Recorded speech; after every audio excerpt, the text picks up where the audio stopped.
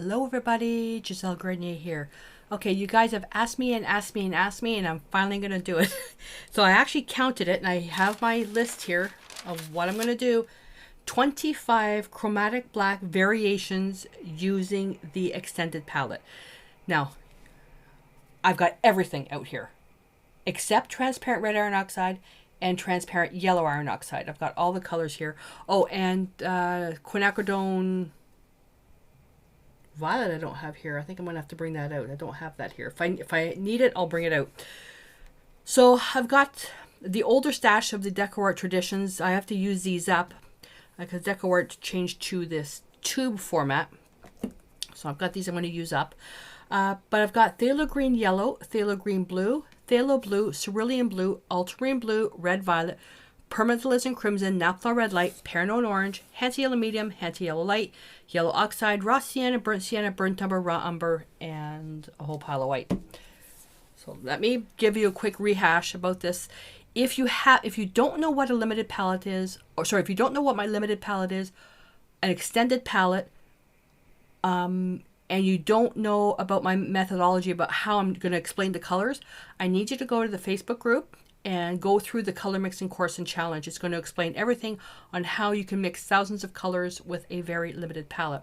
Now I'm going to go over which colors are in my limited palette, which are extended, and the ones you can do without. And this is going to take 5 minutes because you need to know this before you even attempt this exercise. So Phthalo Green Yellow is a green that leans towards yellow. Phthalo Green Blue is a green that leans towards blue. What does that mean? I don't look at colors as warm and cool. I look at them as to where they lean on the color wheel. Phthalo Blue, a blue that leans towards green. Cerulean Blue, which is really, it's a cheating color. It's a single pigment, but you don't really need this. I have it out because I have to use it up. So Cerulean Blue is also a blue that leans slightly towards green. Ultramarine Blue is a blue that leans towards violet. I'm going to push that up because I don't really need that. Red Violet is a red that leans towards blue. Well, yeah. It's a violet that leans a bit more towards blue. Permanent Alizarin Crimson is a red that also leans towards blue. This is just more like this one here, some of you may have Dioxazine Purple, which is also a really nice color. I don't really need this. I can put that there because I can use Ultramarine Blue and Permanent Alizarin Crimson. Naphtha Red Light is a red that leans towards orange. Paranoid Orange is just a basic orange. You really can't get a clean orange by mixing a red and a yellow because it depends on the red and it depends on the yellow. None of this makes sense. Go to the color mixing course and challenge. It'll all make sense. Hanty Yellow Medium is a yellow that leans towards orange. Hanty Yellow Light is a yellow that leans towards green. Yellow Oxide, Raw Sienna, Burnt Umber, and Raw Umber, they're all neutrals. Okay, they're neutral colors. And if you had to have one color, one neutral, use Burnt Sienna because you can do a lot with it. And then white, which is titanium white. So, chromatic black. What is chromatic black? Chromatic black is a black that is made with color. Chromatic black is black with color. Achromatic, which is like your carbon black, ivory black, the black that comes out of a tube that's a single pigment. I'm going to clean my fingers with all this matte medium while I'm talking. Tube black is something I don't use a lot of because it's very flat. I do use it though if a black that's really, really opaque. Let's say if I'm painting eyes or something, that's when I would use it, but very little amounts. I prefer making my own black.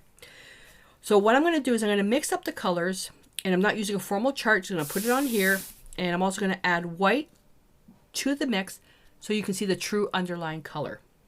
All right, so let's get started. I'm going to use another palette for the mixing to keep this clean. So I have everything laid out here, my phthalo greens, my blues, my reds, my orange, my yellows, and all my neutrals, and then my white. So one nice one is Phthalo Blue and Raw Sienna. So if we take the Phthalo Blue, and we'll go outside the Raw Sienna and get that in there. So although this doesn't make a black, it does make something very dark. So if you need something like almost like the evergreens of really, really dark parts of evergreens, this would be a really, really good mix. See how dark that is? So I'm going to put that here. Pick up a bit of white, see the true underlying color. But look how blue that is. That's why we add the white, so you can see. So that looks black, but then when you add the white, you can see that it's definitely a blue. All right, so I'm going to just number these 1. Next one, Ultramarine Blue and Raw Sienna. So we're going to take a different blue and make the same mix. And I'm not going to explain why they're turning out into the colors that they are, because this will go. It's all explained in the color mixing course and challenge, and this video would be 5 hours long if I did that. Okay, I'm going to add white. See how much weaker that is? So this is one of the part of the questions that we ask when we're mixing color is the intensity. Phthalo Blue is much stronger than Ultramarine Blue. That's 2. So now another mix I want to take is with Phthalo Blue again.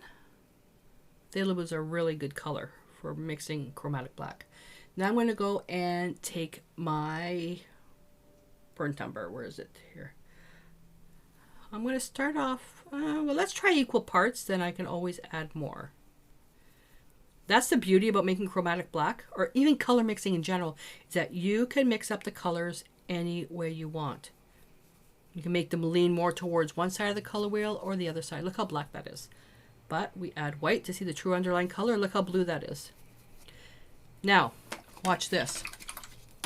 When we add the white and we say, oh, we look at it and we look at what we're painting, say, oh, no, no, no. Like if you want to use it like that, that's fine. But let's say, you know, you need to add white just for, let's say, this is a good highlight color for black fur. But let's say it's too blue. Then we can turn around and say, well, let's go back in, add more burnt umber.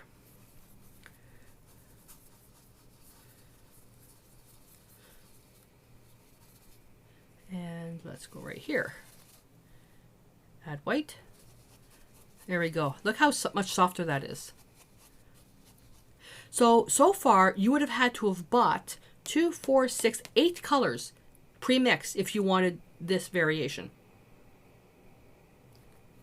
But you can make thousands if you know how to mix it yourself. So I'm going to go, let's see. This is mix number 3 equal. And this is mix number 3, which is basically 2 burnt umber, 1 phthalo blue. Okay.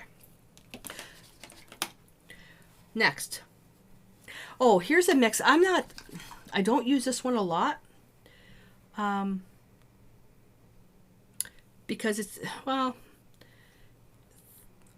ultramarine blue with a touch of yellow oxide. And it's a neutrality in the yellow oxide that makes this a nice dark. It's not quite black. It's almost like if you were to take like a charcoal, but add the white and that, then you'll see. When you use ultramarine blue for any chromatic black, the blue is usually weaker. It's usually pretty weak because it's transparent. So now, let's take permanent alizarin crimson, equal parts. And let's see, I gotta really watch this one because alizarin crimson will eat it up.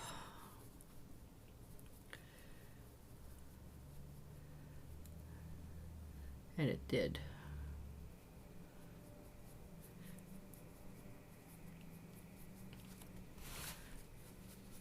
There's a nice, so you can classify that as a warm black. Add white, and you're gonna see right there. There you go. But all these look, as they're drying, they're getting a little bit lighter, but as they look black as they stand alone. Some of them, unless you use carbon black, you're never gonna get the pure black, but when you mix your own black, it looks so much nicer. All right, so now, let's try, because this is a color that I use a lot when mixing, and I have been, especially recently. So if I take Phthalo Blue, and then, missed a color. Quinacridone Burnt Orange. Whoopsie. Quinacridone Burnt Orange. I'm going to put it right there. Quinacridone Burnt Orange. 2 parts. Ooh, that just slid everywhere. Not even close. And we're going to use raw umber to make it a little bit more opaque. Let's try that first. And this is where you can shift it. So you're going to have the mix, add the white, then you can shift it by adding more Quinacridone Burnt Orange or more raw umber or more Phthalo Blue. But look how black that is. Now, if you were to use this with the fluid acrylics, it won't be as black once it dries because the white of the paper is going to show through. But look how dark that is. I mean, look at that. Isn't that beautiful? So I can turn around and I can shift this a little bit more by adding more Quinacridone Burnt Orange. Now, because it's very intense and very, very transparent, you usually have to add a little bit more to it. Still looks black. But look at that. Now we have a neutral, almost like a neutral gray. That's why I'm using this mixture a lot more now, because it is more of a true black.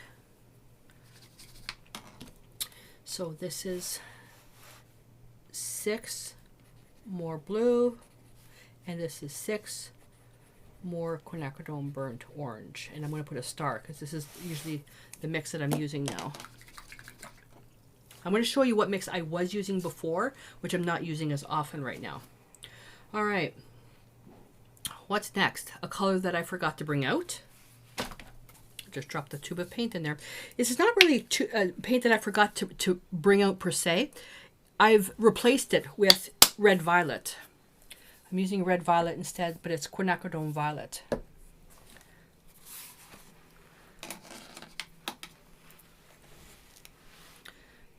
Yeah, I dropped the paint in there. Okay. All right, so we're going to do Quinacridone Violet and then Phthalo Green Blue, and then the same mixture again, but using Phthalo Green Yellow. So Quinacridone Violet. We'll do, what are we doing first? Phthalo Green Blue. I've got a chart made up so I don't forget anything. So with this color here, because of the blue in Phthalo Green Blue, it turns more of a chromatic black that leans towards violet. With white. That's beautiful. Absolutely beautiful. And now let's create the same mix again, but this time we're going to use Phthalo Green Yellow.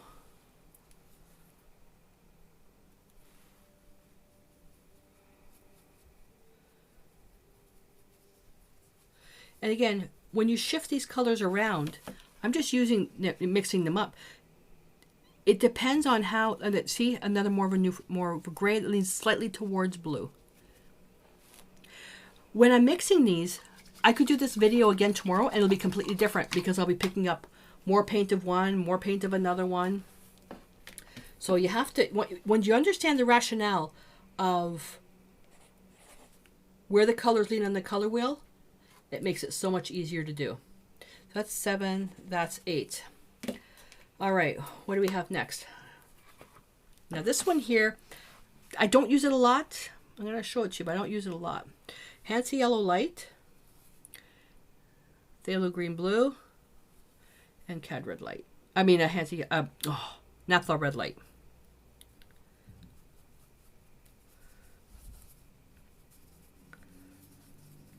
It makes what I call a dirty chromatic black. I'm gonna pick up a little bit more green.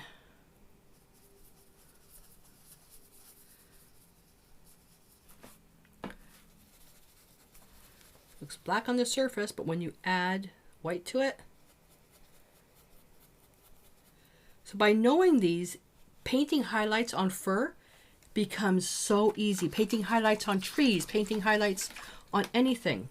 especially for portraits too, it becomes much, much easier.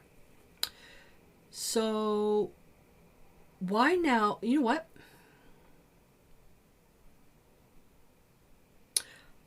To that existing mix, I'm going to add,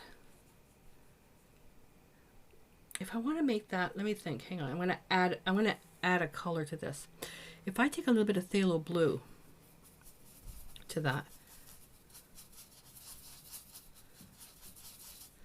and then take a little bit more of the Naphtha Red Light, and then a little bit of the yellow. So we're working with the primaries now.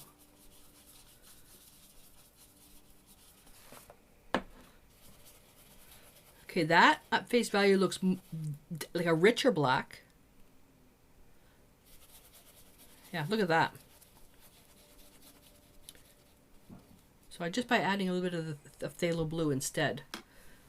So that's 8, 9, 10. All right.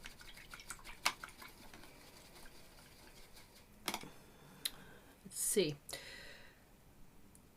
Hansa Yellow Light, Phthalo Green Blue, and Quinacridone Violet.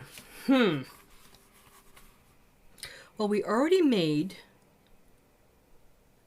Phthalo Green 7 and 8.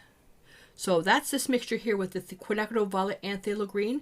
But what I'm going to do now is add a little bit of Quinacridone Violet to it. I'm not quite no.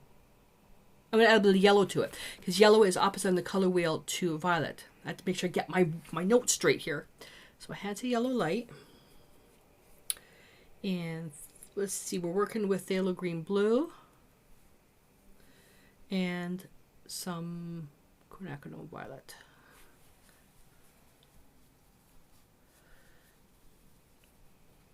I mean, I can spend another 5 minutes making sure I get the perfect formula, but I don't work that way. Looks black at face value. Add white. Look at that.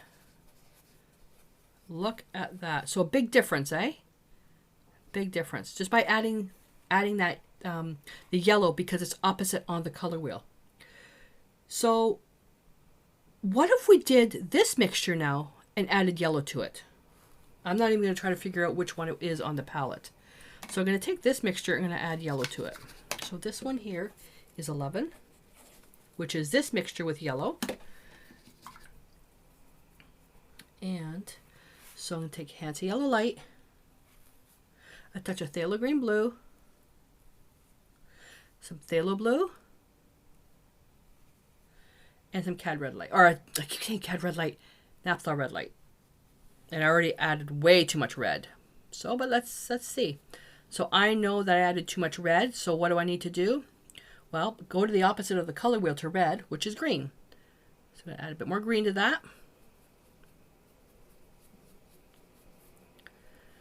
I'm going to add a little bit more of the blue.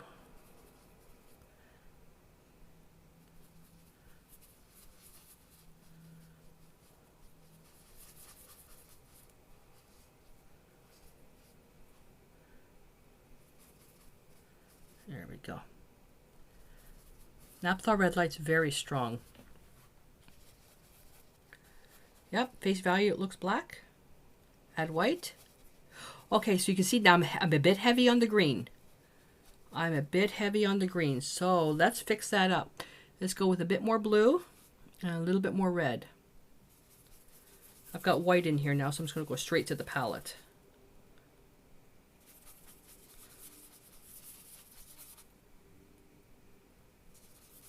There we go. That's more neutral.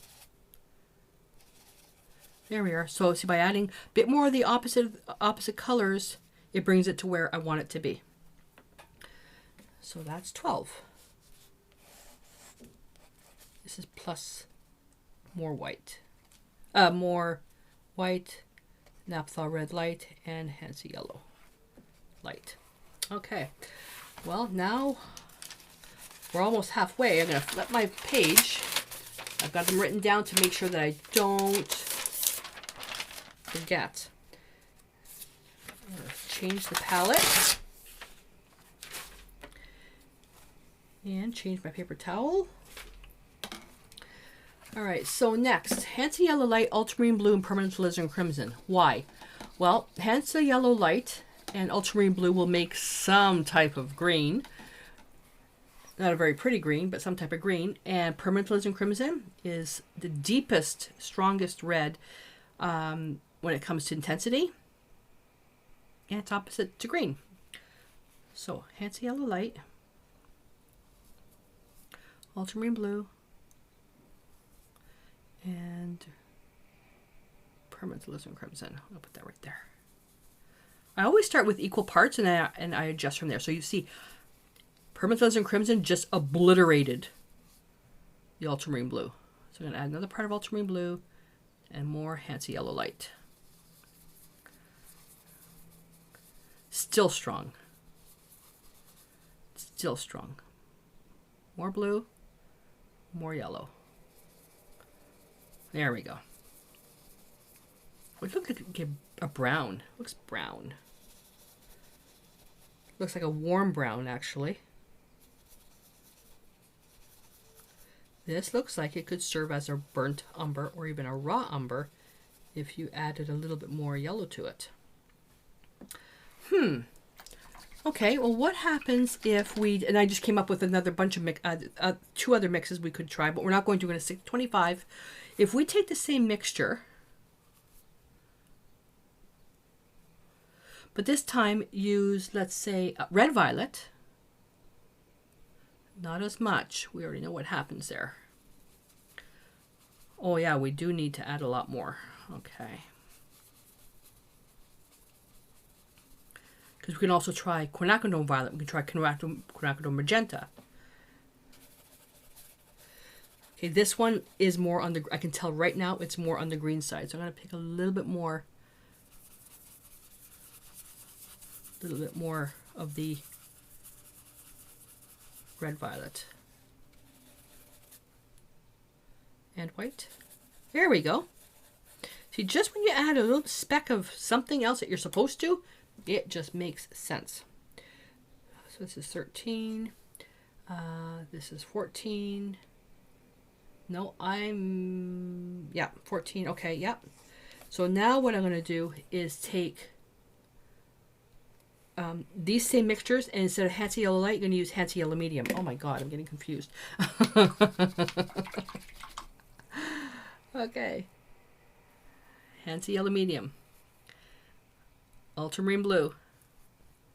And mix those together first.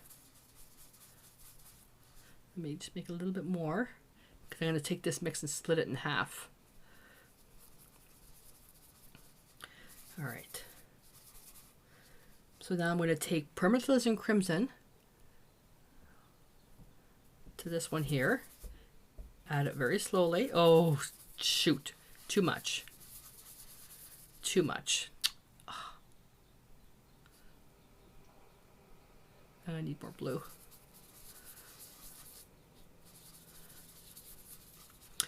So this one really doesn't go to black as we know it. It's more like a rusty. Still chromatic black. This almost looks gold. There we go. Now let's see. We've got what was a yellow? It leans towards orange. A blue leans towards violet, and then Permanent Alizarin Crimson also leans towards violet, or leans towards blue. So now if we take Hansa Yellow Medium, Ultramarine Blue, and red violet, let's see what we get. So we have red violet. I don't think I have enough paint there. No, so I have to take some more Ultramarine Blue and Hansa Yellow Medium.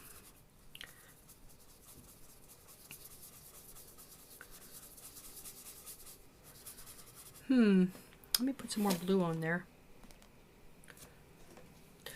What we have, so these ones here, it seems that the Hansa Yellow Medium seems to really be taking it over. Like big time. Big time, big time, big time.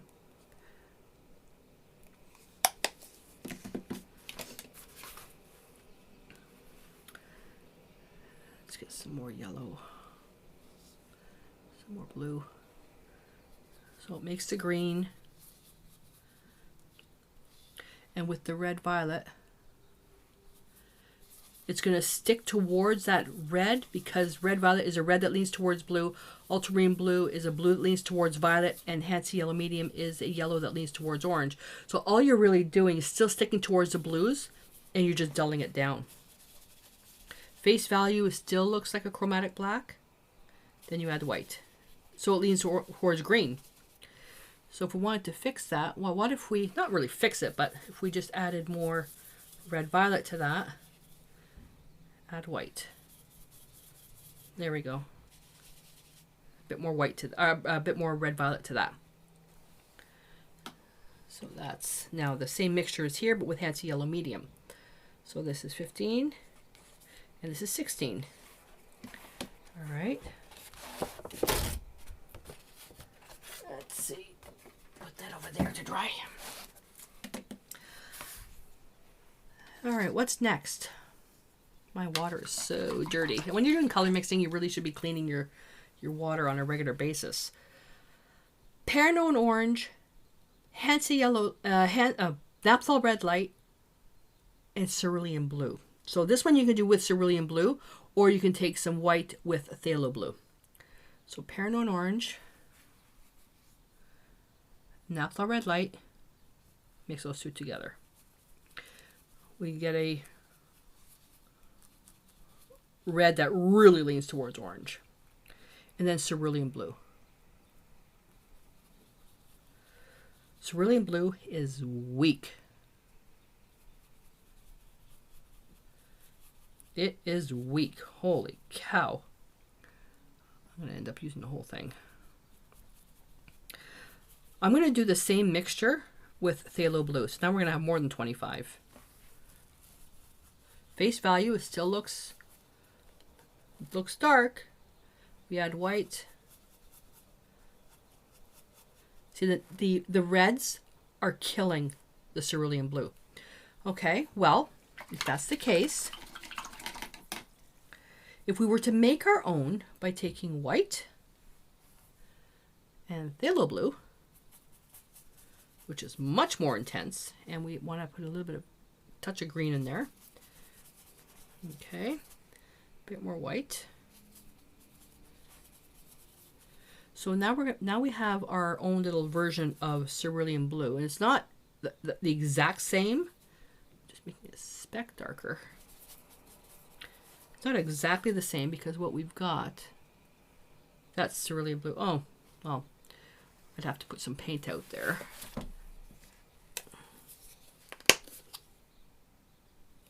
That's Cerulean Blue right there. Okay, so I have to bring in. So that's why I'm touching it and touching it and touching it and touching it. And a bit of green as well, just a speck. There we go. So now, if we were to take some Naphthol Red Light and Pear Orange.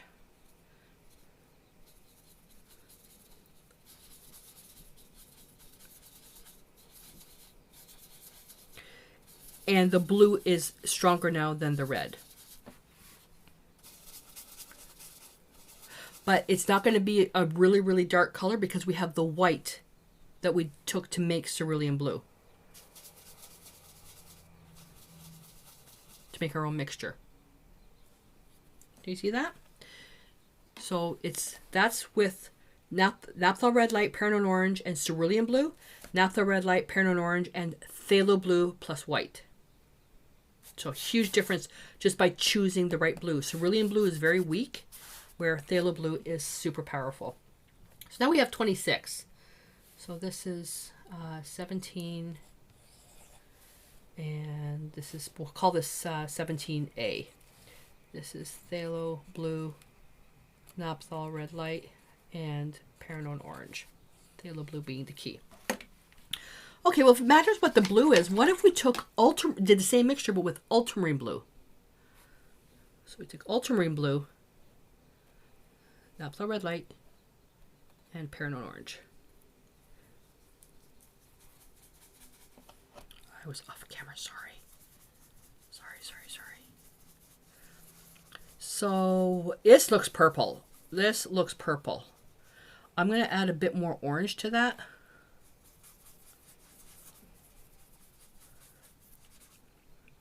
And a bit more blue. Blue that leans towards violet, a red that leans towards orange, and an orange. Now the ultramarine blue is transparent. You can definitely see that the violet is taking over. So we've got the blue that leans towards violet. Although the red leans towards orange, it's still a red. Red and blue make purple, so it's still there. And then you've got the orange. I could try adding even more orange to that with the blue. Oops, you can't see, sorry. Let's see what that comes out like.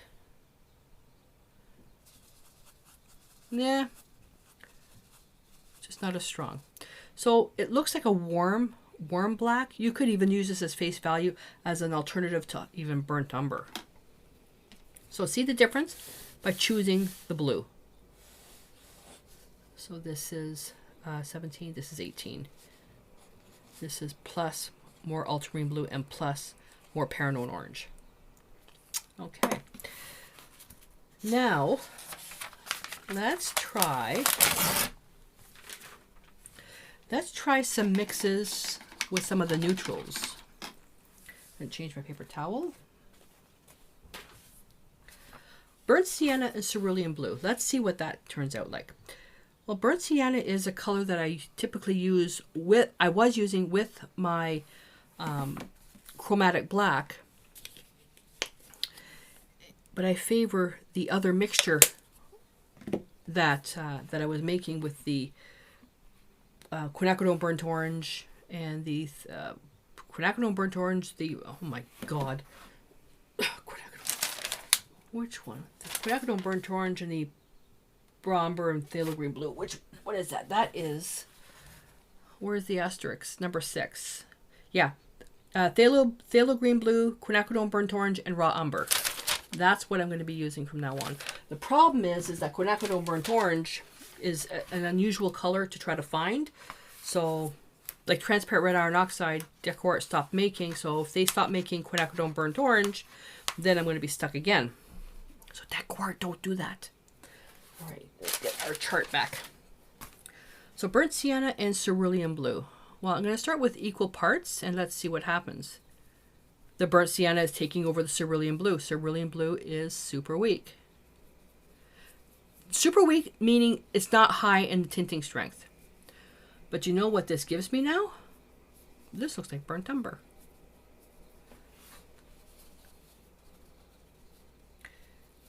It looks like burnt umber. It's a grayish, a warm gray. So it's still a chromatic black. So it's weird all these colors, eh? There's like these dark colors. You see where I had a bit more water in these, the white of the paper showing through. So when you do these tests, try to do them on white paper and not on a gray paper or a colored paper. So this is 19. Well, so we took cerulean blue with burnt sienna. What if we took phthalo blue and burnt sienna? I know what's going to happen with this one. Not a lot. A bit more than that. And that was too much.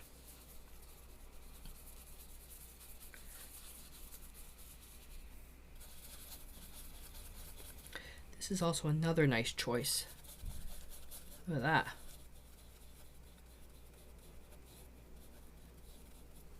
That's really pretty, eh? So that's, this is 20. Okay, so that's cerulean blue burnt sienna, phthalo blue and burnt sienna. Why don't we try my original mix of ultramarine blue and burnt sienna? That's the original, that's what how I used to make my chromatic black. And with this one here, I start with equal parts, and then what I was doing was adding more blue if I wanted something like a Payne's Gray, or more burnt sienna if I wanted something like a burnt umber. And this one here was obviously more burnt sienna. The ultramarine blue is it's very weak in tinting strength. And the other thing too, the burnt sienna is drying out faster, so it's becoming thicker, more pigment, the water's evaporating, where the ultramarine blue is more fresh, so it has more moisture. So right there, the burnt sienna is much stronger. So there's a nice mixture there, and add white. Look at that.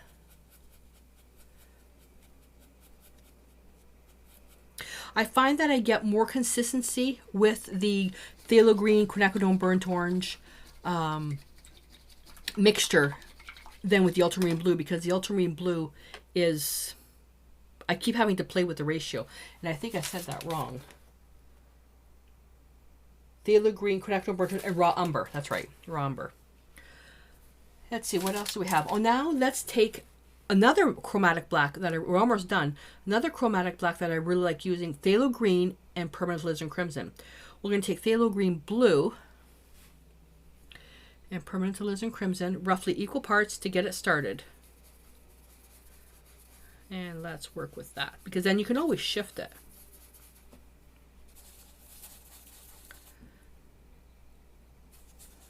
Look how strong that is.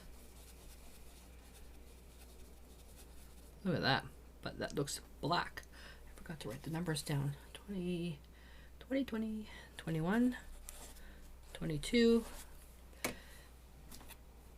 And what if we took now, I mean, you can play off all these as well.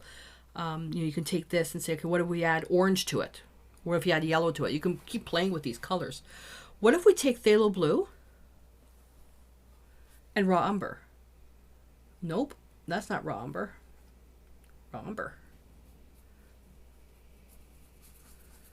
Okay, well, the phthalo blue is really strong enough to add more raw umber to that. The raw umber is evaporating. Wow, wow, wow. Holy moly macaroni. I could use this instead of carbon black. I literally would not have to buy carbon black ever again. But look at that. Look at that. Holy smokes, Batman. Wow. Well, what if we took more raw umber to that? And I'm going to pick up some white. See, just by adding more of the raw umber, that becomes a bit more on the green side. Raw umber is a neutral that, to me, leans a bit towards green. So that's 23. Now, okay, so if we did ultramarine blue and burnt, ultramarine blue, burnt sienna. What if we took ultramarine blue and the raw umber? Would that make it a little bit stronger? I don't know. Or is it still going to be weak? Meh. Actually, I have a bit of water in there. And some green. There we go, it's a neutral gray. So that's even a really nice chromatic black. A nice chromatic black is when you add the white and it's gray. It's really gray. That's 24. That's nice. Now if we take the ultramarine blue and burnt umber, what if we did that? I need more. Actually, I'm just gonna put it right on the palette here. Yeah. Burnt umber.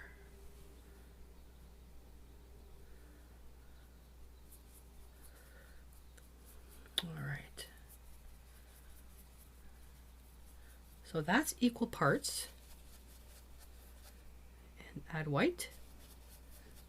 Oh, okay, my experiment, don't need to adjust it. Well, what if I bring in a bit more blue with the white?